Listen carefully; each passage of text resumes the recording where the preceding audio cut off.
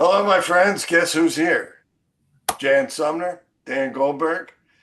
Dan and Jan go yard. Baseball, baseball, baseball. Baseball been Yeah, good to me. baseball. Oh, I gotta tell you something, Jan. Yeah, Um, I have baseball players in my classes this semester, right. Yeah, and I told all of them, you gotta watch Dan and Jan go yard. yeah, and A they have. couple, a couple pitchers, and I said Oh, to them, okay. you must watch Jan talk about grips and your legs and your whole body. You got to watch it. And they go, oh yeah, we're going to watch it.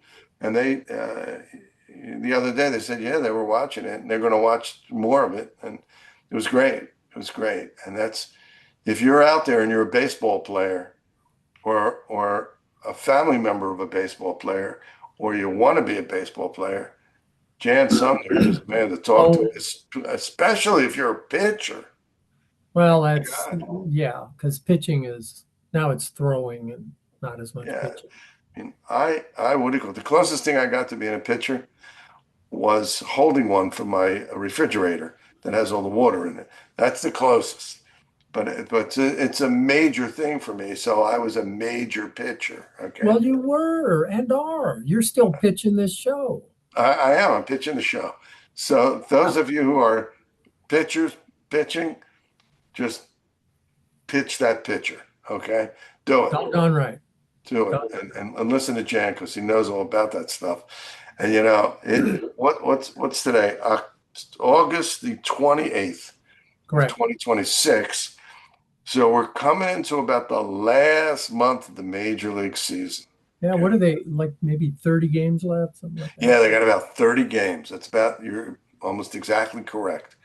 And in baseball, that's the end of the season. In most sports, they don't even Yeah, play 30 games, except basketball. They play 81. Oh, hockey plays like it. hockey.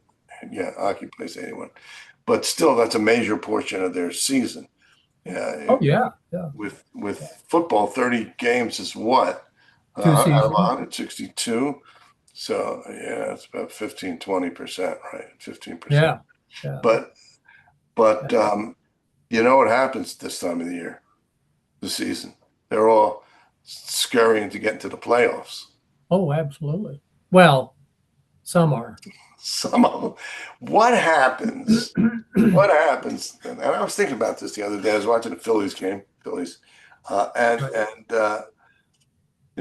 they won this game. They were playing. Who were they playing? Seattle. Seattle. Hmm. I always want to say the Supersonics, but they no longer exist. The Mariners and Schwarber hit a home run, Harper hit a home run. Everybody's like, okay, let me see. They had a 10-game win streak, lost two in Seattle in a row. But I mean, no, a 9-game winning streak. But now they won 10 out of 12. That's pretty good. If they can win 10 out of every 12, that's great. But there's this scurrying to make the playoffs. They're up in the playoffs. Okay. Right. They're Right. in a pretty good position. But 2 games up, 3 games up, 1 game up. It's nothing. A bad game or two or three and a good game by the other teams, and all of a Oh sudden yeah. you could be out of the playoffs. What's it like when a team realizes they're out of the playoffs? Well, I think some of them they probably realize that in April. Um, Yeah, I think so. Yeah. I was back when I was doing book signings at Coors. The first opened in '95, so I was doing book signings there early 2000s when the fat pitch came up, and the gal who ran the store, that's who let me do the book signings. She came up to me one day, sweet kid, and she goes, Jan, when do you when do you think the Rockies will play in the World Series? And I said, how old are you? And she said, I'm 32. And I said, not in your lifetime. Now they did play in it, Right. 2007. But um, you know, I mean, there's all this talk and yammering about, you know, there's no salary cap, and the Dodgers and the Yankees and the Cubs and the wealthy teams can buy what they want, and Right. the low small market teams. Well, how does Tampa Bay fit into that? Exactly. Exactly. And they hardly draw. If they draw Right. 14 or 15,000 a game, it's a big game. And I, they're I, they're first in the East, American League yeah. East. Yeah, they're first in the American League How East. does that happen? And Well, it's as Clint Hurdle told me once, it's not how much money you spend, it's how you spend it. correct. And and they seem they seem to have a really good minor league system, and they develop pitching. They They do. do. You know, part of the pitching thing, I hate to get off on it again, but No, it's No. you know, if you have your major league team and you have that pitching coach, whoever that right. is for the major league team, Yeah. then you got triple A, double A, to, you know, single A, rookie. You got this descending group of minor league teams. The Braves, when Mazzoni was the pitching coach, who I think was brilliant, Yeah. they had a philosophy that trickled down from the major league team down to rookie ball. This is what we want you to learn. Well, I know for a fact that's not the way all the teams work. There was a guy that was a good friend of mine, he's still a friend, who was through in the bigs for 10 years, through for the Rockies, finished up with the Cardinals. He went into the Mariners system as a coach, pitching coach. And so he gets moved up and he gets to double A. And suddenly there's this, you know, kind of metrics thing floating in. We want them to do this and that, and which didn't jibe with what he had learned, what he had taught, how he lasted 10 years in the bigs. And he got crossways with it. And he quit. And we talked after he was done. And I said,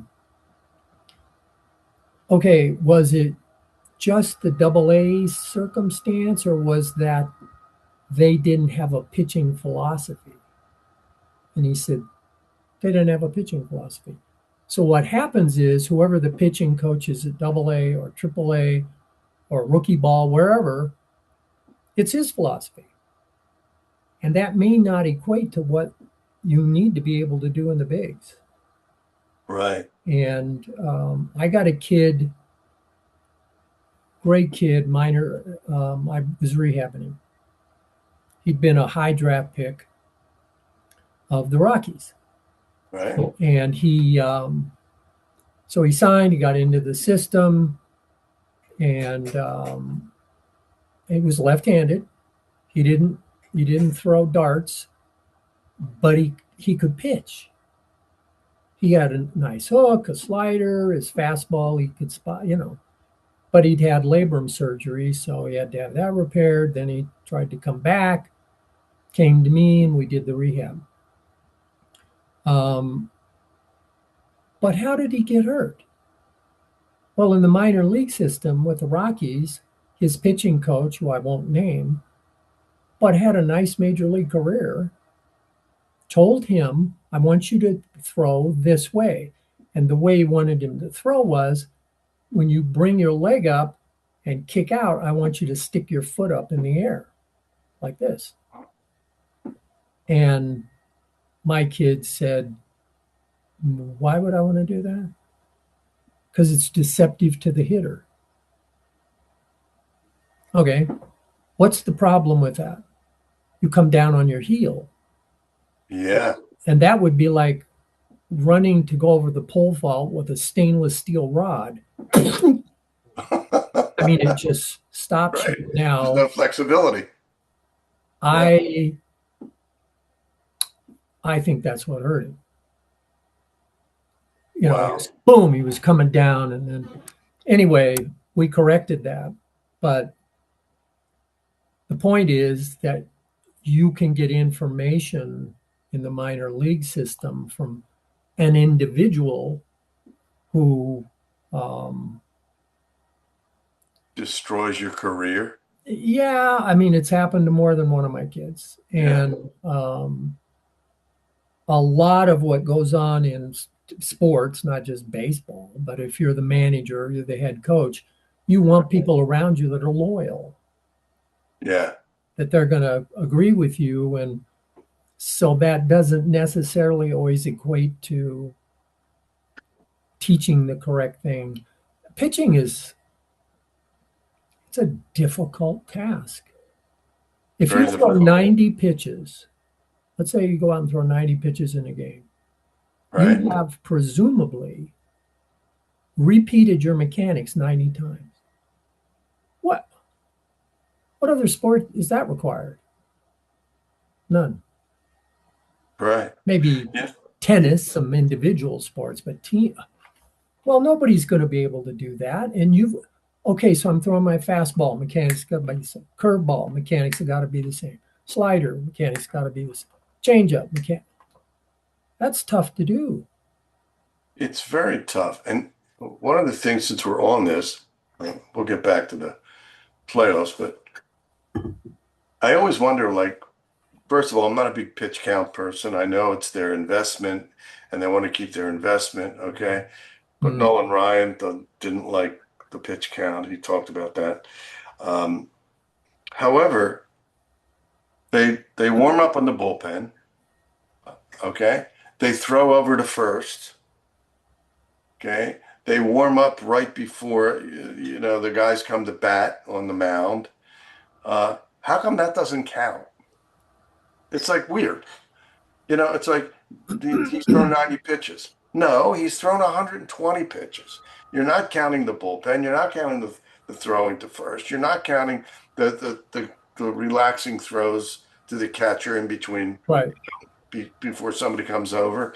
You're not counting the play they made off the mound on the bunt that they threw. You're not counting any of that. All of a sudden, it's just those 90 things. So the pitcher from the 50s and 60s when I was watching it, okay, you never heard of a pitch count. I don't No. I don't I don't get it. Well, there's that, kind of funny story people have told that if Gibson had been throwing and hit 100 pitches and you came out in the seventh inning to yank him, he'd deck you. So Right, right. it's, I think when you're a grown man, we have to assume, which is a misjudged assumption here, that you are throwing correctly. Now, that's not happening a lot anymore. That's Um, true. I always marvel that a major league pitcher throws the ball and gets hit in the rear end with a line drive. Hmm. He's That facing means he's second not, base. yeah, he's not facing Home, turn right. around.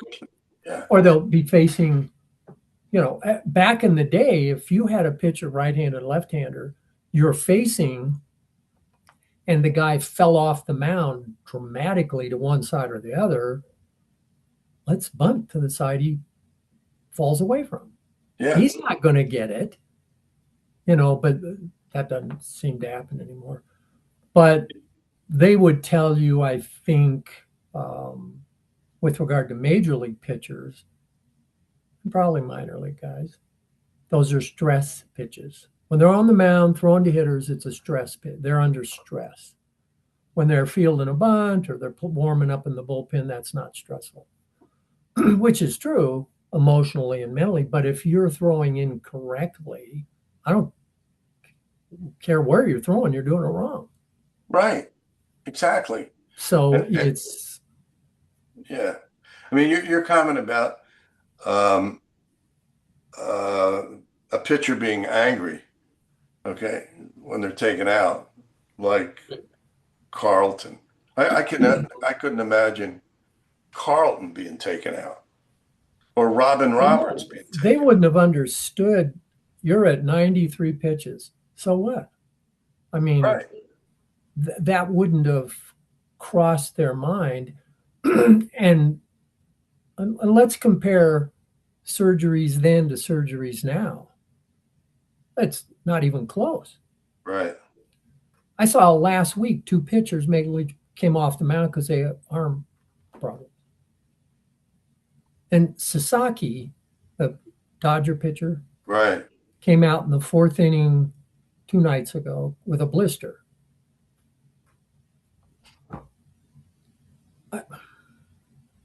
Anyway, it's just a whole different thing Yeah. now with regard to pitching, and but that's what MLB wants. They want guys that can touch 100. And I saw last week two guys get hit in the head, hitters. Now, back in the day, that one, you wouldn't get hit in the head. You get knocked down, or if they wanted Right. to drill you, if I wanted to Right. drill somebody, I just threw at their kidney. They Their can't get out of kidneys? their kidney. If they're a Yeah. right-handed hitter, I throw at their left kidney. They can't get out of the way of it. They're just going to Sure. turn and take Right. it. But back in the day, that was intentional. Now you can see these pitchers throw and they hit a guy in the head and they feel terrible. They Hey, didn't mean to do that. That's a Alec guy's Bohm. career. Yeah, oh, Alec Bohm just almost got hit in the head, and so did Bryson Stott. I was watching the game. It's like they're jumping out of the way. It's crazy. I don't know what happened to pitching over the last 50 years. I just don't. I mean, I've been watching it. It's more than 50 years, 70 years. I've been watching it, and it's been a steady decline, steady decline. Well, it's throwing now. I mean, people have always, the two most intriguing parts of baseball for most people, for the general public, Right? a guy can throw 100 and a guy can hit 50 home runs. Yeah. Those are the two. The rest of it, okay, whatever. But if you can throw hard, or throwing hard being the operative words, that is just intriguing to people. Now, Well, if you yeah. can pitch like a Maddox, that's not so intriguing.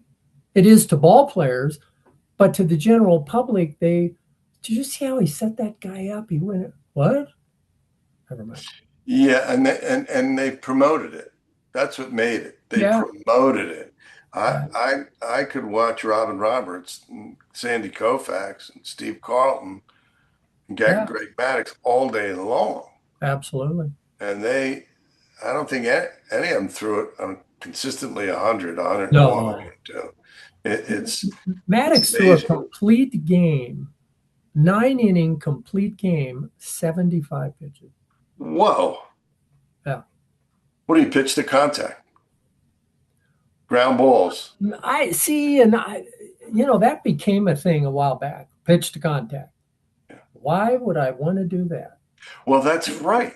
I just I, so my, 75 pitches. He's not striking out a lot of guys, though, right? no, but he was getting him to hit his pitch, Right. not their pitch. Right. Right. Right. And, my goal as a pitcher was to strike every hitter out. Well, that's never going to happen. I Right. knew that. But I Yeah. figure in doing that, if they do put the bat on the ball, they're hitting my pitch, not theirs. Yeah. And I think that was Maddox's theory. I'm going to get you reaching, I'm going to jam you, I'll get you to pop up, try and hit this slider down, your ground ball. I mean, he just literally played with hitters. And you can see in film, guys are looking out like, I wonder what's coming next. Yeah. Hello, you don't know. Yeah. Now they know. You're No, going they to get know. They're going to get the heater until they get ahead, and then you'll get the junk. Yeah. But And it's frustrating. It's frustrating for me to watch the wildness of oh, some of these it's pitchers. dangerous They're too. all over the place. And then when they finally get it over the plate, it's out of the park, Yeah. because people are like, they're starting to salivate. Okay, it's going here, it's going here. Oh, here comes one. Let me knock it out. And And these home runs, I watch these home runs. These are just, pardon the book title, they're just fat pitches down the gut. They should be exactly what hit they out are. of the park. Yeah, it's It's exactly what they are. I will tell you that the other night, the other day, the Phillies were losing 4-0. Okay. And it was a home game. I think it was the Cardinals. And they scored 6 runs in the bottom of the ninth. They won the game. yeah, Why was it 6 runs and not five? Because all they needed was five. Because a Schwarber home run. yeah. De La Cruz on deck. I mean, on first. And he hit it so hard that it went over the batter's eye in center field. Wow. Well, he's a And powerful dude. he's very powerful. And now he has 40 home runs. He hit one in Seattle. But everybody was like so enamored by it. He just stood, he got the whole thing. And Sure. Oh yeah. you will see occasionally somebody do this. He just stood there and looked at it. He looked at it. And Yeah. then at the post game show interview, he said, I didn't mean any disrespect to anybody. I didn't mean Oh, sure. anything. Yeah. I was just, I knew I really got a lot of it, and I just wanted to watch it. And it was, I was like, I watched it. I don't know how many times to replay. I called my wife and I said, Colleen, you got to see this. She's like, whoa, but and the guy was throwing, he was their top reliever. But how, I, I don't know. I don't know what happened to pitching. I've said this before to you. It used to be that except for maybe Jim Constanti with the Phillies in the 50s, the relief pitchers were guys who couldn't start. Yeah. That was it. And they were usually junk ballers. Yeah, yeah. But now it's like, oh, they're specialized. They're specialized. So the whole thing is marketing and everything else. Yeah. Now we go back to, all right, so the team is out of the playoffs. They know it. There's 30 games left. They're 50 games out. Okay. Really.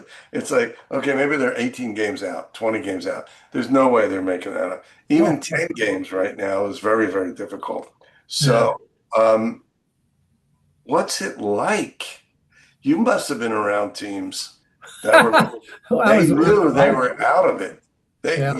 These Rockies teams that were like, what's the, I don't know, the feeling in the clubhouse? What's the take on the rest of the season? How do what's the energy? Well, I think then it becomes more of an individual sport. I'm playing for my job. Yeah, So, we got no chance as a team, but I want to show that I belong here and I want to stay here. And so, you're going to make your best effort at the plate or in the field, whatever. But um, guys with long-term contracts, I suppose they can take an attitude of, well, I'll be fishing in 12 days. They're going to get their money. yeah, yeah. And it's I don't know how a manager keeps them motivated. You that's it. know, it's unless you're appealing to their own pride. You know, Yeah, it's as you were saying that, I was thinking it's like the manager would say, "Listen, Wally, you need five more RBIs to hit 100. yeah, Come on, man, do it. yeah. You only need like, and you can do this. We got 30 games left. You can hit six more home runs. You're going to hit 30 home runs. And a Okay? lot of them have built-in incentives in their contracts. Yeah, that's If you true. get to 100 RBIs or Yeah, yeah, whatever those numbers, boom, you get another 100 grand or whatever. yeah. Well, that's an incentive. That is an But there's incentive. no defensive. If you pull off four more errors, we're deducting $100,000. You know, Right. That's a great point. I never thought of that. yeah. What do they do if you suck in the field all of a sudden and you're making I, errors all the time? I can't. Who was it? I can't remember what player said it. Famous old player. What position do you play? And he said hitter.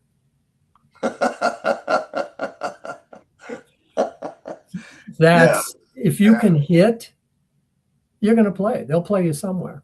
And now they got the DH, so that opens that door a little bit. right, right. It But was like they get, Nick Castellanos. You remember him? yeah, oh, yeah, Oh yeah, he got like $100 million contract for 5 years or whatever. And they interviewed him and said, and he wasn't Mr. Effusive, okay? So they said like when they first brought him over, he was a free agent. So what do you plan on doing? What do you see the ball, hit the ball? That that's was his thing. that's See it. the ball, hit the ball. Unfortunately, by year four, he was not seeing the ball well and he was not hitting the Not ball hitting the well. ball. By year five, he was out of there. Even with the tens of Con- millions of dollars they owed him. yeah. Him and what was the other guy? Walker. Taiwan Walker was a pitcher. He was. That's it. That's the downside with these long-term contracts. Oh, especially for pitchers, I would never. If I was a GM, I would never sign a pitcher for 10 years for 400,000. What happens the third year? He blows his elbow out, Yeah, or he just loses it. If your working fastball as a pitcher is, let's say, 96 or 97, that's your working fastball. And 3 years down the road, now your working fastball is 93, 94. To the average person, that's no big deal. Yeah, well, it is to hitters. They're going to time that up. right. And again, I don't know what famous pitcher said. Somebody said, "How will you know when you're done?" He said, "The hitters will tell me." It's true. It is It's true. when, and if you lose that fastball and you can't beat them with junk, Yeah, that's it's what happened over. to Taiwan Walker. I mean, he was, he'd have one really good game and so forth, but um, they owed him $17 million and released him. Yeah, $17 million. It's like, what? I I, know. I, Yeah, I just, I don't get. And an interesting thing happened with Aaron Nola. They signed him till 2030. Okay. And he's one of these guys, he's been with the Phillies longer than any other player on the team. right. And he had a tendency to give up home runs early. Okay. Then all of a sudden, in the last 4 or 5 starts, something clicked. And it's almost like he became what he was. Oh wow.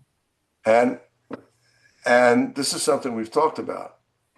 His out pitch was a knuckle curve. Mm. And he had perfected it, and then something happened where it was like away, and then it came back. And I'm talking about it took like a year. Okay. It was weird. Like the beginning of the season was like, what's up with Aaron Nola? And usually it was by sometimes in the first inning, but sometimes by the third time or the second time the lineup saw him. Yeah, Yeah. but all of a sudden it changed. Yeah. So he Well, must have, he found the pitch. yeah, It's funny. When I worked with college kids and up and minor league guys rehabbing um, and they would struggle with their curve or right. slider or one of their breaking pitches. And I wish I'd been smart enough to have when we had cell phones, when they came into it to get a picture because I would tell them, okay, I want you to throw your curve, but close your eyes and throw it. Mm. And they, what? I said, close your eyes and throw the pitch. Why would I do that? Because I told you to. And I would tell them those pitches, a changeup, curve, slider, slurve, sweeper, all that stuff. Those are feel pitches. You throw a fastball, you're not feeling it. I mean, it's out of your fingers. But the rest of them, you've got to feel it come out of your hand. Right, right. Well, what better way to feel it than to take your brain out of it? Oh Just yeah. let your muscle memory work. And every single time it worked, they'd start Uh, feeling that pitch because they weren't looking and they'd feel it come out of their hand. Then they were focused on feeling it come out. you And know what? Yeah, I want to say this directly to my students who are college pitchers. And you know who you are, and I'm going to talk to you this week when I see you in class. You better listen to this because that is great advice. it That worked. is great advice. Yeah. If You you're got to make struggling sure with, your coach goes along with it. You know, yeah, they you got might. to show him. You got to show him this broadcast. Okay, you got Well, to they show should him the take credit show. for it. They should What? just forget me. These kids should say, I thought about this, coach, and I thought I'll try and throw it with my eyes closed. See what. There you go. That's it. That's it. That's the way to do it because you want to perfect your performance. Well, And sure, and sure. it's the expression you can do that with your eyes closed. There you go. And if And I if I throw a hook and I let go of it here versus here, mhm. it's down there or it's out there. I mean, Right, right, just right. just that just that extra half second of letting go too soon. I see a lot of these major league guys, and I get it. I mean, I certainly did it and worked with guys. Instead of, I would tell them when you throw your breaking pitch, curve, slurve, slider, whatever, feel yourself behind and on top of the ball. But what happens is they get out here and they get on the side of the ball. When Mm, it comes out, it just spins, yeah, and then it spins into the crowd. yeah, because you You've can got see to that spin. Yeah, get on top and feel yourself behind the ball, because when you do that, you feel that pull down on the seam. You feel that. right. And if you're still struggling with it, throw a few with your eyes closed and feel it. Feel it come out. Feel that snap as it comes out of your finger. You know, and Geez, you'll tend to hold on to it a shade longer. yeah, and I wish I would have realized that when I was a kid and trying to pitch. Okay, Yeah. and I'm not being facetious because I wanted to be a pitcher. Right. I wanted to do that, and I played a little semi-pro, a little tiny bit, and boy, I just wish I knew that Well, because and I think it's important that young pitchers, I mean, part of the fun to me when I worked pitchers all those years was messing around with grips. yeah, This is the super cool, comfortable grip for me. Well, that may not be comfortable for right, you or for Bill. It might be cross seam that's better for him or one seam, whatever, but it's messing around with the grips that feels the best in your hand and yeah, when it comes out of your hand. And that's kind of fun to horse around with is You know, the Yeah, how that's that's great advice. I mean, you look yeah, at this and you look at it, and we talked about this in the last episode. There's a reason why somebody figured out how to make the ball like this, yeah, right? It's like yeah. just use what you got there. Well, And and if you throw a if you this is a two seam grip. If you all you do is, which I did, load my middle finger on that seam, and then this one butted up against it, so it's like a big fat finger yeah, curveball. Well, that when that goes to the plate, it's spinning two seams. Now, if I load it over here, so I'm on the horseshoe of the ball, right. when I throw it, this is now a four seam curveball. Wow. So it's more seams, but it Huh. has to be comfortable in your grip, in your hand, and it has to be really comfortable coming out of your hand. Yeah. Yeah, it's true. You know, guys can, you've got a gap here. Hmm. When you throw a fastball, you always want a gap in there.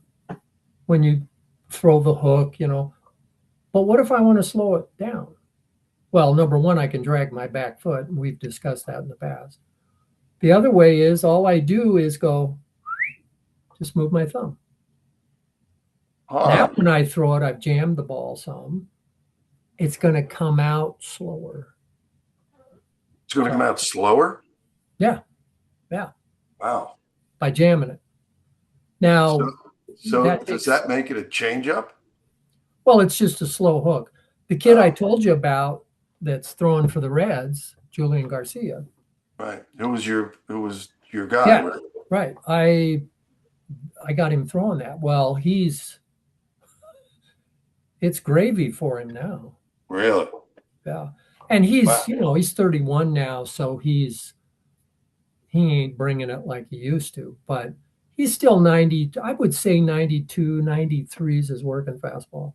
Okay. And, but he's got that slow hook. Yeah, if all you throw is a fastball, You're toast. yeah, you're toast. And 93, when you were throwing 98, forget it, right? But if Right. you have those other things like Maddox, okay, then the batter doesn't know what's coming. Yeah, I had a left-handed kid. We've got a community here, Broomfield, Colorado. It's up northwest. Left-handed kid, and he came to me 10 years ago and couldn't break a pane of glass, but had good control. He was left-handed, had good control. We worked on the slow hook and a straight change and all this stuff. Well, he took Broomfield to the state title. Wow. So he gets a scholarship offer from, I think it was New Mexico, University of New Mexico. It was either New Mexico or New Mexico State. So he goes down there. And, you know, he's not a flamethrower, but he gets everybody out because I had taught him. I said, when you throw your fastball, and let's say it's 87, 88 miles an hour, with this off speed stuff, that fastball now looks like it's 98. Right. That's right. So he goes down, he's hugely successful. He's not going to get drafted because he can't throw hard enough. But he came back after his freshman year, I think, and came to see me. And he said they had brought a kid up from the Dominican to play third base, you know. And he was taking him back to the dorm. They were in the car driving back to the dorm, and he said, the kid said, "How hard do you throw?" And he said, "Oh, 87, 88." "No way." He said, "Yeah, way. That's it. It looks like it's 100." Well, Right. because he made it look like that with the slow stuff. Yeah. But you got to get the slow stuff over. Got to be able to, You do. Otherwise, the slow stuff will be away. It'll be over the wall. or they'll take it and make you throw that feeble fastball. So, Right, right, uh, right. but Yeah. he had a very successful college career. And when he came to me, I threw harder than he did. Wow. And I was already 5 days older in water. So, uh, Wow. And he wasn't drafted. It's no, no, they don't. well, you think the major league hitters would have eaten him up? Well, my feeling is if I've got a kid like that, I would not start him. Right. That wouldn't be his gig. But if I've got a guy that's gone 3 innings and his working fastball is 98, this kid's going to be bread and butter, at least for an inning, maybe Right. once through the lineup, because that isn't him. Now they've got to readjust. And if you notice, it's always fascinated me. Major league hitters, I bet you 100% of them stand in the back of the box. They're as Yeah. far back as they can get. And I get it. They're trying to see the ball as long as possible. Okay. And that's understandable, 95, 800. But a guy comes in who doesn't throw like that. Why wouldn't I move up in the box? But they don't. They don't move up. It's a good point. It's a good point. So now they're fishing for all the junk. Yeah. And you'll see them swing at pitches that hit in front of the plate. I see it all the time. And I go like, they're fishing. That's what I Oh, sure they call are. it, you know. Yeah. And so it's like, why is that guy throwing like that? Now we will talk about it, Colleen and I, and just say, why was he swinging at that? Now I know that he's swinging at that because it looks like it's there, and all of a sudden it's there, right? So it's the art of pitching. But sometimes I don't understand why the hitter isn't waiting for it to come deeper into the box so they can see the break better. If you got Well, a it's probably slower too late. pitcher, you move up, right? Move up, hit it before it breaks. Yeah, that's it. Hit it before it breaks. Yeah, But they don't. They just don't. They don't make those you know, adjustments. hit But it before. guys today don't make any two-strike adjustments anyway. Soto does. I think there are a Yes, few handful of guys you do. who will. You can see them. They get two strikes on them, spread their feet. They're more into I'm going to put the ball in play versus I'm going to hit it in the seats. But Yeah. that's a handful of guys. Well, it's interesting that you bring that up because that game where the Phillies scored 6 runs in the top of the ninth because they were away, and then Duran comes in, Jan Duran, Right, right. and he strikes everybody out. But they were saying that all the hits in that inning were on two-strike pitches. Wow. What does that say? Yeah, The pitcher doesn't know what he's doing. yeah, and these guys are adjusting to it, right? Well, yeah. I so much Or of it maybe they're is. adjusting their stance or whatever. To your point, No, I don't think what they you do should. that. I think I would love to know what percentage of major league hitters are guess hitters. It would be interesting to know what percent is. Yeah, yeah, Some guys go up there and maybe they're going to take a pitch or whatever. Some of them swing right off the smash, but when they get one or two strikes on them, then they become guess hitters. right. Let's see. Yeah, I'm going to probably get his junk. Okay, well, maybe you will, maybe you won't. And then the fastball is in the catcher's glove when they swing. So Yeah, it would be interesting to know what that percent is. But if you're in the back of the box and I throw a slow hook, you got no chance unless that's I totally hang it. Well, if yeah, if as a hitter, if I think he can't throw his fastball by me, he can't. It's 92 tops. I'll move up. Number one, I'll probably catch the breaking stuff before it breaks. And number two, the fastball won't get by me. yeah, yeah. I didn't think of that. you're right. You move up in the box, you'll get the break before it breaks. Yeah. You hit the ball before If it breaks. now you don't want to do that against Mizorowski because. No, Oh, you know, but I saw Barry Bonds interviewed recently, and he said, which is really fascinating. He said, "I don't care how hard a pitcher threw. If it was 102 or 103, the catcher is back there and he's going to catch it. My job is to catch the ball with my bat. it's a great way of putting it. That's all I want to do is put the fat part of the bat and catch the ball on the bat." Well, that builds a nice visual of what I'm trying to do. Now I never faced 100. I faced 96 probably. Mm, And, but it's intimidating. I mean, it's just, yeah, but what an interesting way to look at it. I'm just going to catch. I mean, that we were taught to bunt like that, catch the yeah, ball with the bat. Well, you're still doing the same thing, but you're trying to put it in play. yeah. Now, he had superior talent, there's no question, but He did, and it's a shame what he did. It yeah, has kept him out of the Hall of Fame, which he it's should too be in, bad. It's too and bad. Roger Clemens too. And one thing that, and I think I discussed this since we're on that topic of Barry Bonds, um, and Roger Clemens.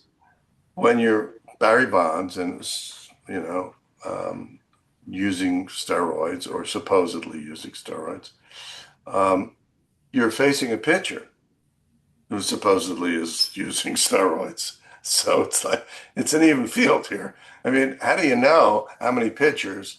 Because I don't think they just tested pitchers like they tested hitters. I could be completely wrong, but how do you know that you're not juiced and he's not juiced?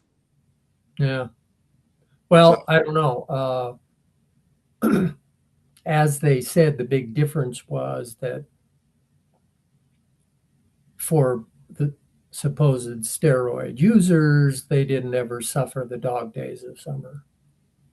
mm, They were still at the same level of energy and whatever through the whole right, season. right. Now I don't know. Whatever. I know if I'd been a pitcher that was not on roids and then found out a guy lit me up a lot on roids, I might have been a little honked about it, Oh yeah, I'm sure. I'm or sure. vice versa. Yeah, But it's they did it. That's the way it is, and nothing we can do yeah. about it I now. mean, those days are over, but Yeah, it, yeah, it's interesting to me how they penalize guys for the Hall of Fame. It's like Shoeless Joe Jackson for gambling when literally during the ball game they say, and now a word from FanDuel, right? And it's a split yeah. screen. You're still watching the game, but there's that time the next batter comes up, and it's a gambling act. And professional athletes do the promotion in some of the ads. Yes. So it's like, uh, That's a little what? hypocritical, a little bit. Yeah, it's totally. And now, if you don't put Pete Rose in the Hall of Fame, I mean, there's something wrong. I'm sorry, you know. So he gambled. Right? I mean, now I just don't get it. I don't No, get it. no, You it's a know? double standard for Yeah, sure. and Shoeless Joe should be in the Hall of Fame. Well, that World Series, he hit over 300. He hit like I know. he wasn't throwing the World Series, Right. but he got caught up in the Yeah, the rush black. of all of it. So I don't know. I don't know. Uh, it's I was on the black and blue Sox because I was always getting hit in the ankle. So, and I don't even want to know how that happened. yeah, I just I'm watching. I told you this. I'm watching soccer, and I remember when it was called kickball, you know, Yeah. things like that. And I just I it's coming up to that point. Let's see. It'll be September in a couple days. And then you got October and the beginning Right. of November. The series goes along anymore. But the the drought is murder for me. The drought. Oh, I'll be yeah. watching football. I'll be watching Sure. basketball. I'll be watching hockey. Right. But um, that drought, it's sort of like I can't wait until December when the GM meetings come, right? And they talk about trades, okay? Right. And then Right. I can't wait for spring training because even if it's snowing out, it's spring, okay? Yeah. And and and it's like it's been that way my whole life. I'm a sucker Yeah. for that. Yeah. Oh, And, I know. It's by the way, I know you wouldn't be for this, but I'd like to throw a shout out to Walt Weiss. oh, You cool. know, he's the manager of the Braves. And I threw a ton to him at Right. here when he was with the Rockies. And he was just the nicest guy and the hardest worker. Wow. Man, he came out during BP and he'd take ground balls at short. I mean, he just worked, and I think he's got a third-degree black belt. I don't think anybody would Really? mess with him. Yeah, but he was very quiet, very nice. We had a couple of funny um, happenings, and but the fact that, and then he was the bench coach under Cox with the Braves, and the fact that he's not only won the manager, but he's successful. Yeah. Nobody deserves it more. He just um, I thought the world of him. I think I told you the story about my finger with him, Yeah. Yeah. and Yeah. And he came over to you. and we both looked at it like we knew what we were doing. Yeah. What do you said? Oh, yeah, okay, it's all right. Um, Yeah. but there was You're a right. woman. Well, there was a woman that was part of our group that when we did the fundraiser for the Rockies and whatever, and she really liked Walt. And Walt was expecting, might have been his first child. I'm not sure. It was one of his What? kids, his What? first child. He was Oh, expecting his first child, or I don't know. So she knit him this beautiful blanket wow. for the baby. And Jan, would you give it to him? And I said, well, if it was bigger, I'd keep it. So I took it I had it in the clubhouse, and after we were in there, and he was at his locker, and so I went over and I said, "Walt, this woman knit this huge blanket for you for your upcoming baby," and it really touched him Wow. that somebody would do that, take the time to make a blanket. It was a beautiful blanket. So he said, "Oh, thank you so." I bet he still got it. Thank you so much. It was well. Does she want something? And I said, why don't you sign a ball for her? That'd probably mean a lot to her. Okay, so we get a ball. I give it to him and told him her name. So he puts to Mary or whatever her name was.